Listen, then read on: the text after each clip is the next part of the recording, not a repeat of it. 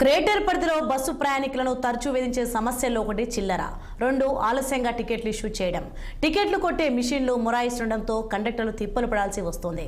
కొన్నిసార్లు మొత్తానికే పనిచేయకపోవడంతో ప్యాసింజర్లను బస్సు దింపి వేరే బస్సులో పంపించాల్సి వస్తుంది. ఇలాంటి ఘటనలు సిటీలో తరచూ జరుగుతుండడంతో స్మార్ట్ టీమ్స్ మిషన్స్ కొనుగోలు చేసేందుకు ఆర్టీసీ చర్యలు తీసుకుంటుంది.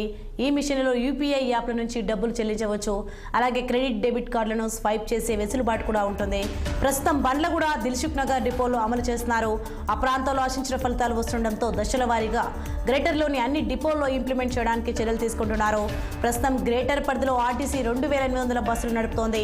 ఒక్కో బస్సులో రోజుకు 1000 నుంచి 2000 వరకు ప్యాసింజర్లు ప్రయాణిస్తున్నారు. వీరికి టికెట్లు ఇవ్వడానికి ఆర్టీసీ దాదాపు 3500 టీమ్స్ కొనుగోలు చేసింది.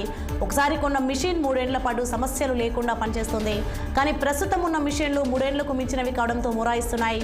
స్మార్ట్ టీమ్స్ అందుబాటులోకి వస్తే debit card, Paytm, Google pay, phone pay ద్వారా కూడా చెల్లించే అవకాశం ఉంటుందని అధికారులు తెలిపారు.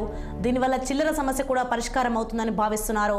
ప్రస్తుతం ప్రయోగాత్మకంగా బండ్లగూడ దిల్సుఖ్ నగర్ డిపోల పరిధిలో స్మార్ట్ టీమ్స్ తో టికెట్లు జారీ చేస్తున్నామని, దీనికి ప్రయాణికుల నుంచి మంచి స్పందన వస్తుందన్నారు. త్వరలోనే గ్రేటర్లోని అన్ని డిపోల పరిధిలో అమలు చేస్తామన్నారు.